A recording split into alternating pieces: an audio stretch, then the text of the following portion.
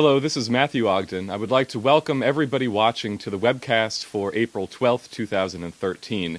This is part of our regular Friday evening webcast series on LaRouchePAC.com, and we will be joined by Mr. LaRouche today.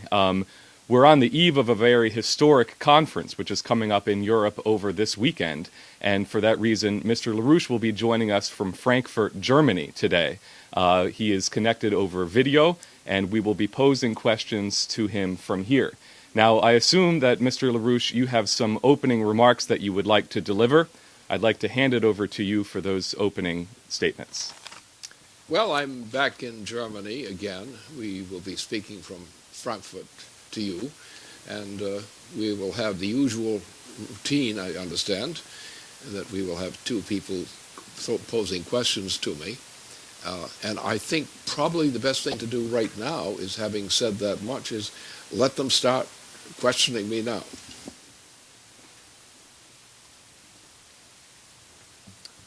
All right, I will present the first question to you. And as most people know, this week President Obama unleashed his budget for 2014 and signed that budget.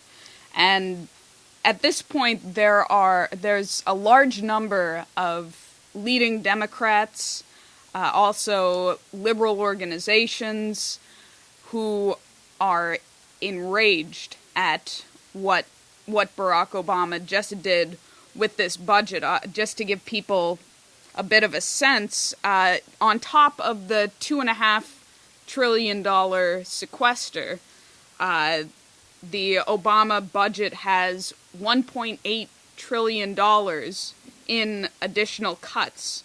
It also allows for the lowest level of discretionary spending since the 2004 budget. And in this document, he references the savings that he's going to that are going to go through, which include $400 billion in cuts to medical treatment as a result of the Obamacare so-called reforms, and reforms to Medicare, which is going to make treatment and any kind of medical care a lot more difficult for people who are the most poorly off in the United States. There's $230 billion in cuts as a result to Social Security. Obama has done the unthinkable. He has touched what some people call the third rail of politics, which, as a Democratic president, and made the cuts to Social Security. $230 billion in so-called savings through the enactment of the chained CPI. There's also $200 billion in cuts to farm subsidies. And all of these are being presented by Obama as savings. And all of these are under his budget. It's not, as he claims, the Republicans made me do it. This is his program. And so in this context of the announcement of the budget, what we've gotten in D.C. as responses from leading Democrats, which I think you've been briefed on, Lynn, is that it's the understanding that among these Democrats that what you've said about Barack Obama as a genocidalist, that is entirely the case. The budget spells it out. Now, this is also what we're getting at the state level, where we go in to organize in the state houses to put through Glass-Steagall, to pass the Glass-Steagall resolutions, and there is a recognition among the legislators at the state level that implementing the cuts that they're being asked to implement as states, on top of what's coming down from the federal government, it means that they're being asked to implement genocide. Now, what some of the organizers on the ground have reported is that these state leaders do represent the 5%. That they're not simply your run-of-the-mill populist which makes up a large portion of our population, who is ready to scream and cry and buy a gun, basically. But these legislators are looking for solutions. They recognize that they've been tasked to make law and to enact solutions that don't involve genocide.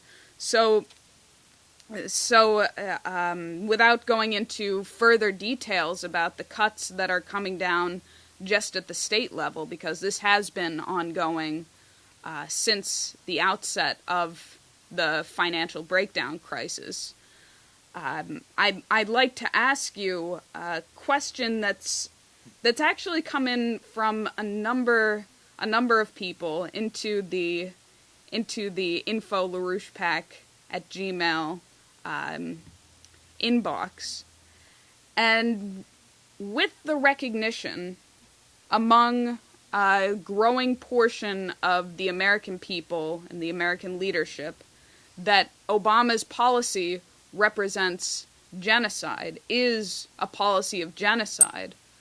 First of all, what comes next after that recognition? And then the real question is, how do you personally make the leap from Obama's policy of genocide to assigning that policy to the Queen of England? Well, first of all, Obama was always only a tool of the British monarchy. For example, you look at his campaign against, our other Democratic candidate. But you look at his campaign, it was financed exactly by the drug interests and similar interests on the border of the United States. He is a British agent. He is nothing but a British agent. His policies are those of the Queen of England, and people have just seen it most clearly in terms of the results of this most recent statement, that he is moving for a reduction of the population of the United States, a rapid reduction of the population of the United States, because that's the effect of these cuts, if they go through. On the other hand, you see a great number of the American population which has quite a different view. There's the greatest revolt against this president, including that he or his predecessor or immediate predecessor has experienced. He is not a popular president anymore. He is going to get a big resistance. Whether that resistance will be successful or not is a question. But what we're seeing is an accumulated rate, an accelerating rate of resistance against this president and his policies. We may also say that probably the hatred against him for his policies is reaching a high point now. So we're going to have to see how that is. But from our own standpoint, from our own process of organizing, we have had the highest rate of acceleration of support for our opposition to this president that I think has been on record. And it will probably increase considerably. There is no doubt that this president is in deep trouble right now. And I think that's the way you have to look at it. First of all, this president is really a stooge of the British monarchy. The policies of genocide which he's proposing are those of the British Queen, Her Majesty the Queen. This cannot be concealed from the people that this is the fact. It's obvious to them. And we're going to find that Glass-Steagall, which is already becoming increasingly popular for immediate voting, may succeed. If it does, he's out.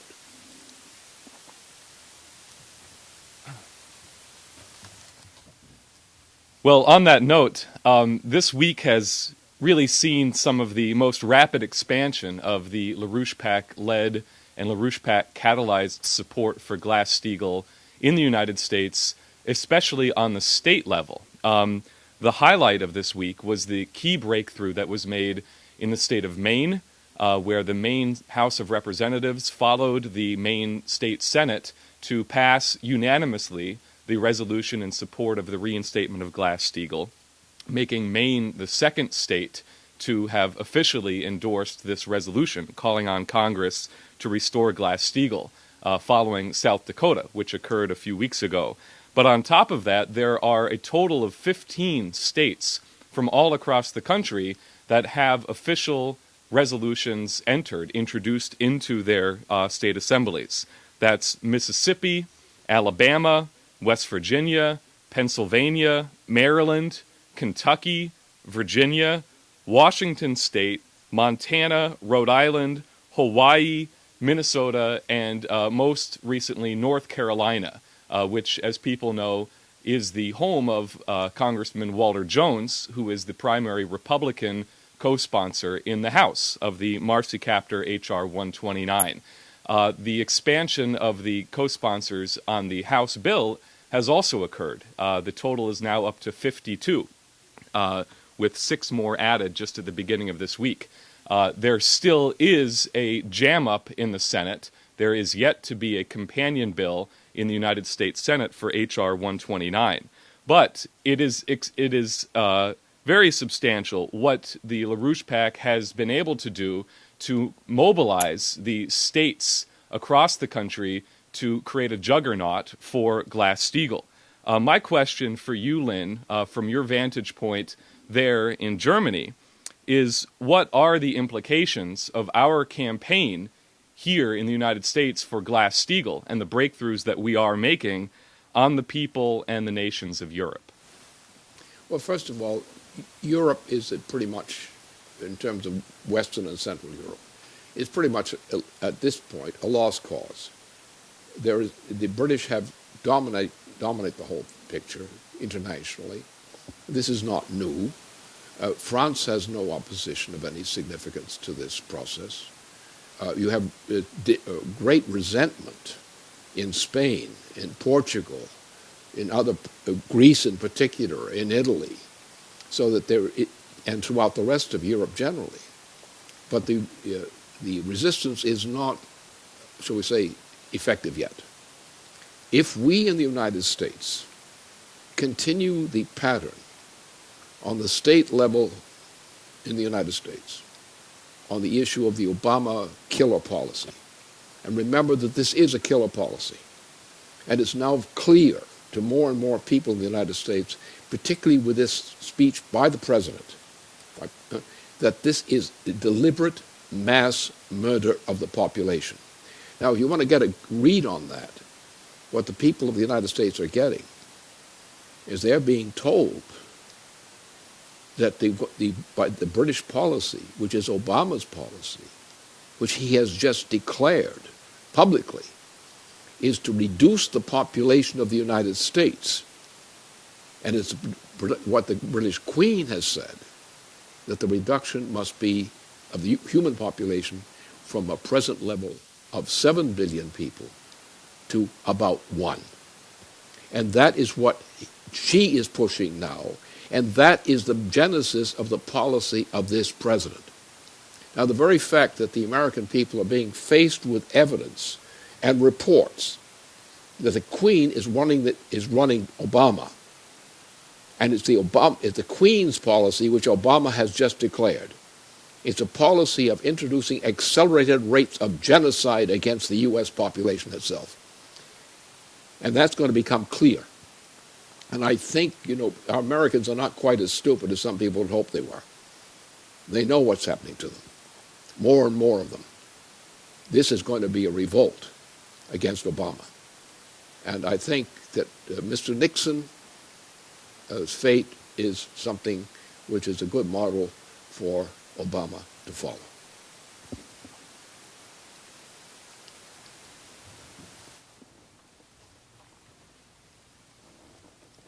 Okay, well, I'd like to call people's attention to a certain event that happened this week, which is the timely passing of Margaret Thatcher.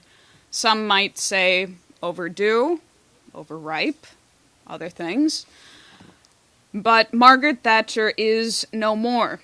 And it seems she had an interesting burial, which is she's taken up the traditional funeral pyre, but the funeral pyre is the entirety of the Eurozone. So that is the mass that she is being interred on.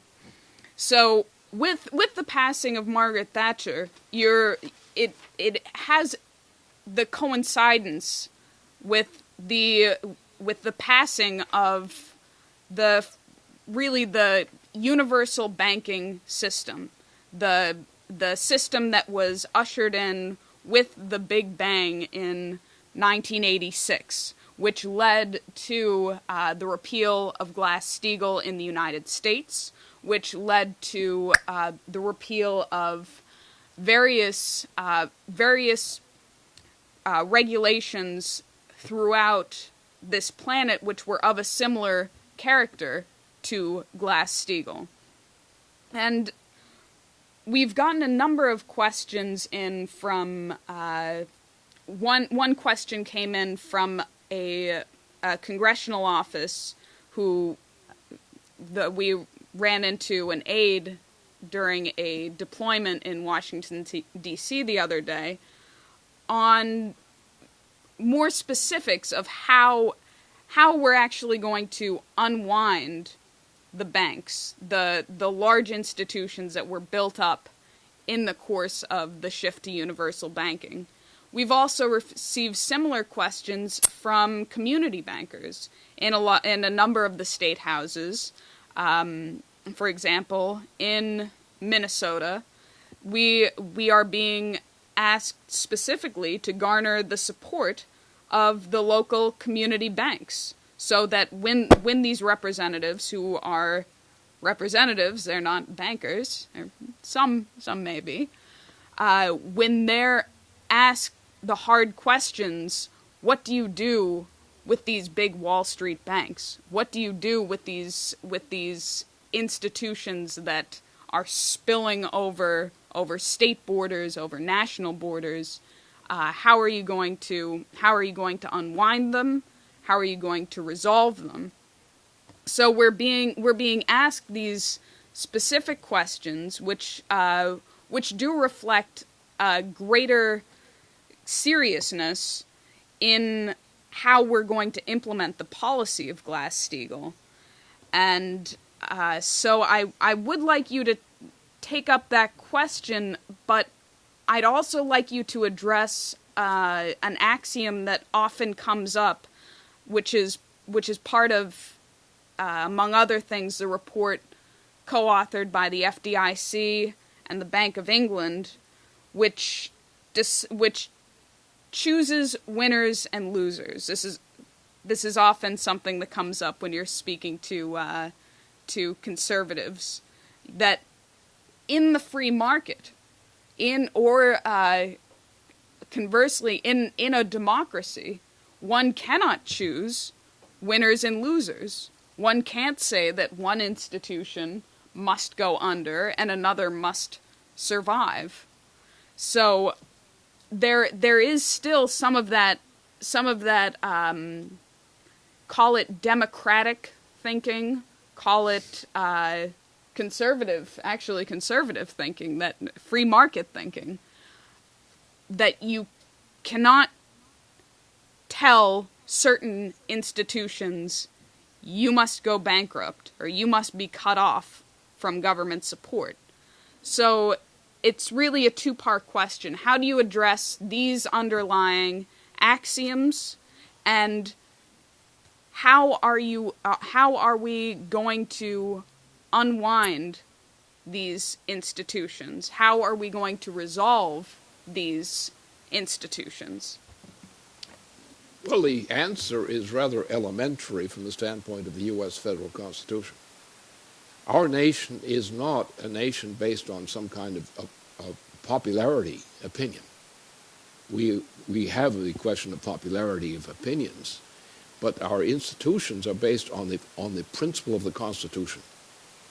And the most crucial part of that Constitution, which was the most essential, was Alexander Hamilton's prescription on the nature of law. Until the Hamilton principle was understood by those who framed the Constitution, we did not have a government, a functioning government. It was only with the success of Hamilton's institution that the United States came into existence. And that continued until, well, actually, Jefferson, who made a mess of things, and we had a worse mess of things was made by Andrew Jackson and people like him. We've also had Obama is the worst president and the most un-United States president, the greatest enemy of the United States and its tradition so far is the current president, Obama. So our law is clear. Our law is not based on an opinion. It's based on a scientific finding of principle, which was established under George Washington and made clear not only by Alexander Hamilton, but by John Quincy Adams, for example, or Monroe, and also by our great President Roosevelt. These were principles. These are not popularity contests. These are principle bases for government. Now, we have admittedly taken a bunch of bums into the presidential institution. But usually we have survived so far by dumping those bums or dumping their policies and replacing them by presidents and other people who are more reliable. The way to answer this question now, we in the United States are based on a constitutional principle which included very significantly the teachings of Alexander Hamilton.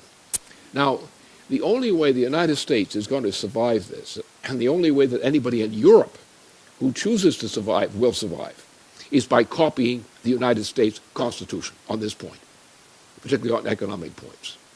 So therefore, we must kick out of office, or from any effective influence in office, in the United States, we must kick out anyone that tries to turn us now against the original Constitution.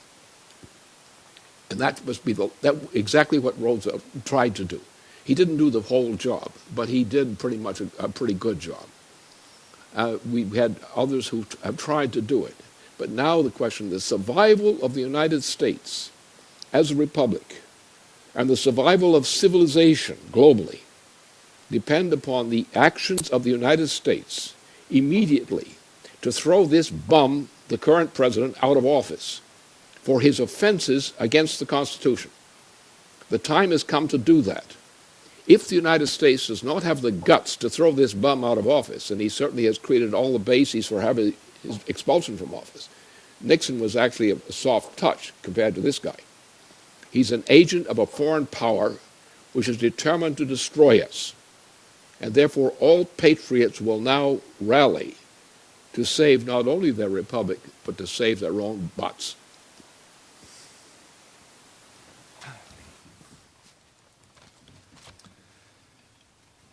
Well, we have a question which has come in from some institutional circles in Washington, D.C., who want Mr. LaRouche's assessment of the implications of Obama's cuts to NASA in his FY 2014 budget. Before I pose the question, let me just give a little bit of background so people can know where things stand on this front. On Wednesday, April 10th of this week, there was the second congressional hearing in the House Science, Space, and Technology Committee on threats from space, on asteroid threats, and so forth. This was the second of these hearings in the House. There was also a similar hearing in the Senate. And although many of the basic aspects of the question were addressed and there was an interesting discussion, what was alarming was what was not discussed, what was not addressed. And perhaps most conspicuously, as was noticed by the people that we had on the ground at this hearing, was the fact that there was no recognition of the Russian proposal for a joint strategic defense of Earth. Although, for now over 2 years, since the fall of 2011, you've had high-level Russian officials proposing this sort of strategic cooperation with the United States on both the issues of missile defense and on planetary defense. Defending the Earth from asteroids and comets that come from outer space. This has come from a whole array of top officials from Russia, from the security community to the Duma, to the military, and to the diplomatic corps. And yet there has been no official recognition of these proposals by anybody in Congress or anybody in official positions in the United States, for that matter, on record to this date. Now, in Obama's 2014 budget proposal, the item which is grabbing headlines is his proposal, his plan to go out, grab a tiny little asteroid, something not even the size of what came in to hit Chelyabinsk, and to somehow bring it into orbit around the moon. Now, this is not new. There have been proposals for this that have been put out in the past. This idea might be novel, but it is in no way adequate, especially when taken in light of the rest of what Obama has actually done to NASA. Obama has decimated the manned space program, pushing back further the date in which we can have an American launch vehicle which can take Americans to the International Space Station. NASA's budget is way underfunded, even for what it's being asked to do. And the number of Earth-observing satellites is expected to collapse by a shocking 75% by the end of this decade under Obama's policy. So, in fact, Obama is presiding over the destruction of not only the United States, but the threat to the existence to the entire human race, which has been a theme of this webcast. Contrary to that, as you've stated, Mr. LaRouche, what in fact needs to be done is for mankind to move as a species to take increasing amounts of the entire territory of the inner solar system under our direct control as a single unified space, as a volume between Venus and Mars orbit taken as a whole. So in light of that background, the question that has come in from institutional circles in the United States to you is, what are the implications of the further cuts to NASA under the Obama budget plan for the survival of the human race? That's a good question. And the question is, do we have the leadership and the leadership with the guts to throw this guy out of office? Because what he's doing, his entire policy, is based on the policy set forth by the British Queen. Her policy, as stated, which is his policy, is the reduction of the population of the human species from an estimated 7 billion persons to the order of approximately 1 billion persons. The policy of this president is precisely in that direction. He may not have said exactly what the Queen said, but he has spoken in that direction. And that's where his hands are moving and his feet are walking. And therefore, the question that faces us is this president has prevented all of those actions, insofar as he's capable, all of those actions which are necessary to protect the United States and to protect the people of the planet. We have to recognize we don't have good figures on this because our research is not that good in terms of what our governments have been able to do. But we know that the rate of threat, of danger, to the existence of the human species is increasing. And unless we do something about that, there's not going to be probably no human species. We have no defense whatsoever.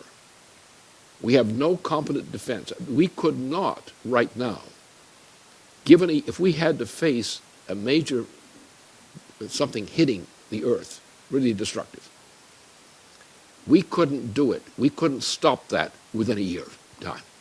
If we had a year's time to do it, we couldn't do it. You could have the extinction of the United States. I'm not saying it's going to happen that way, but I'm saying now we are defenseless, that we could not defend the United States against a major blow from that source within 1 year's time, if we had a 1 year notice. So therefore, the time has come where everything that this president stands for is either evil, bad, or stupid. And you can take out your choice as you choose. The American people are going to have to realize that if they want to save their nation, they're going to have to dispense with the continued services of this president. And he's giving them all the reasons in the world to love to do that to them.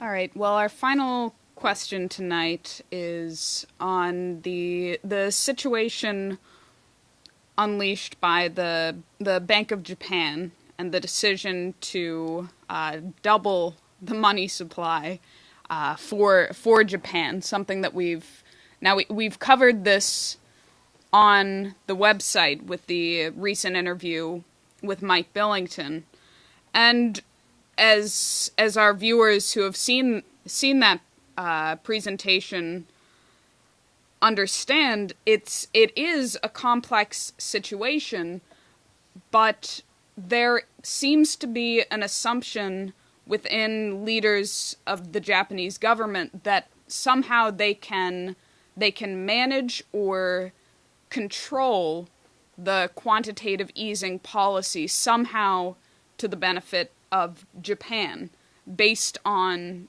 partially on past experience in the 1990s, and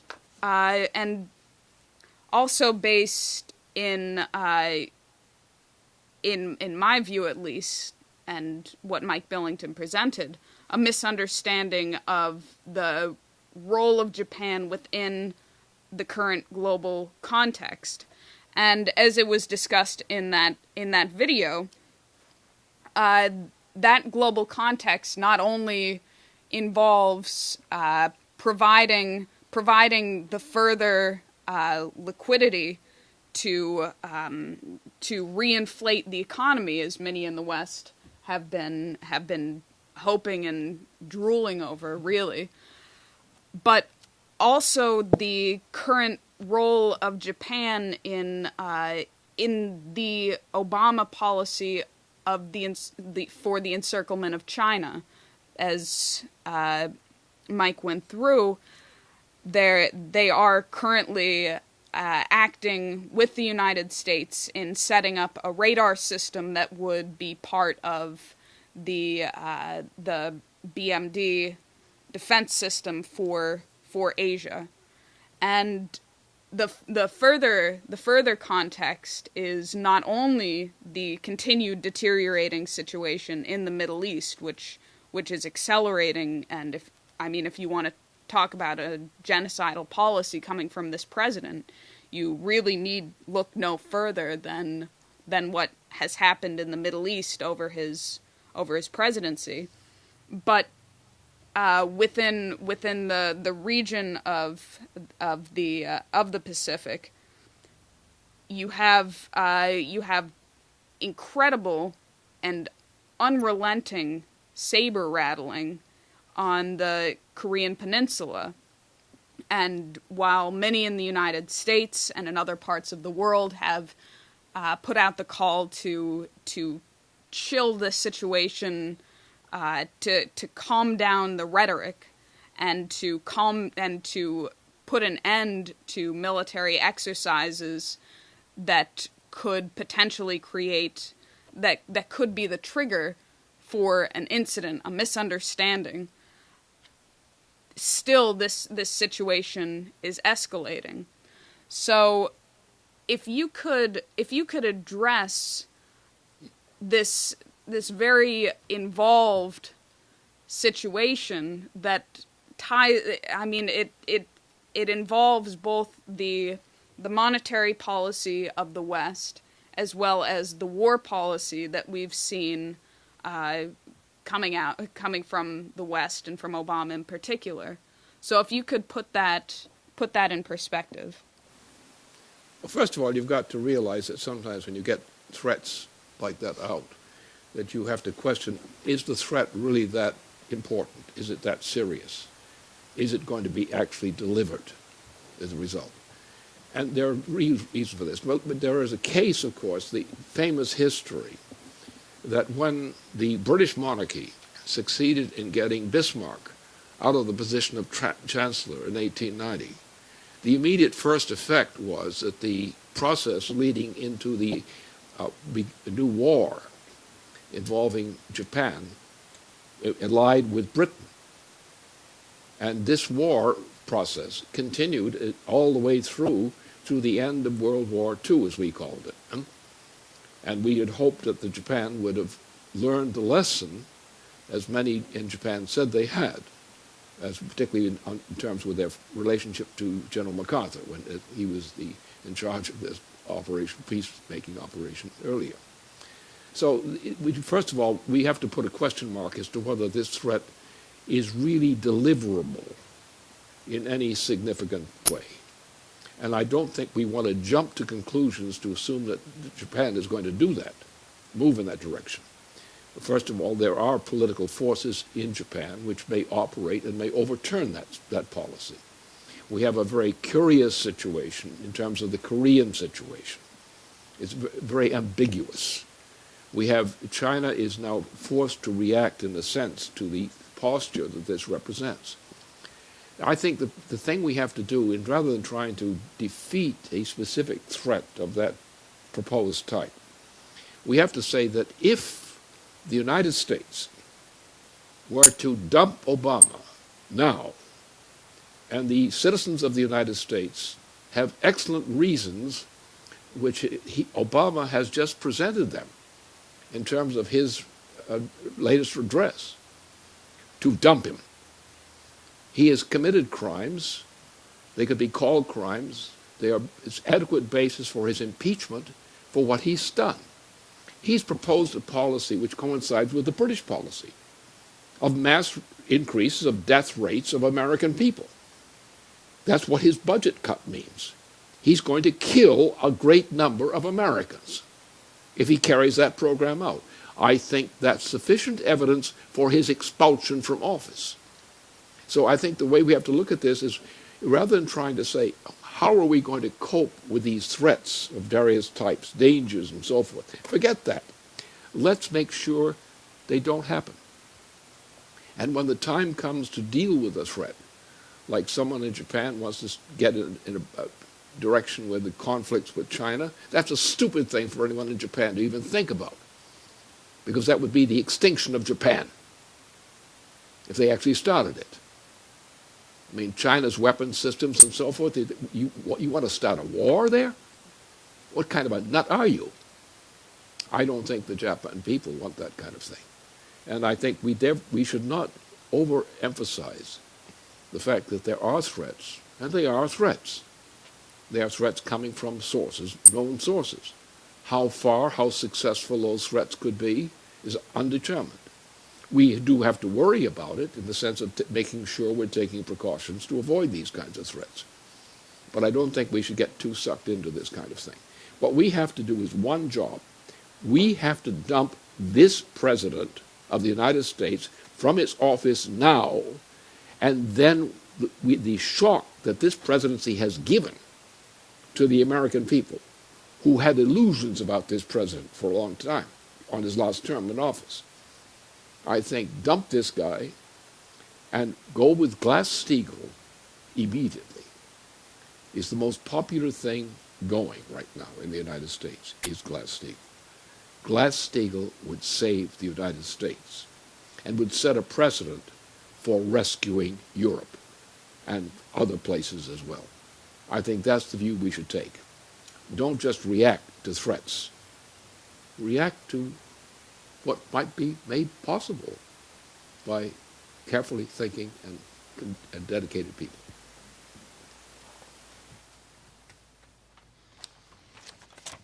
Well, thank you very much, Lynn. Thank you for joining us today, and we look forward to hearing reports from what's coming up this weekend over where you are, and we'll look forward to hearing from you again in this context next week. So thank you, Leandra, for joining me today, and thank you all for watching. Signing off.